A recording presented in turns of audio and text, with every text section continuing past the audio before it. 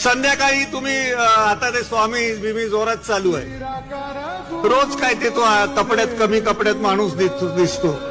आपला नवरा आपला मुलगा असं फिरला घरात तर चालेल काय संध्याकाळच्या वेळेला? पण आपल्याला वाटतं स्वामींनी सगळी स्वामींची कृपा.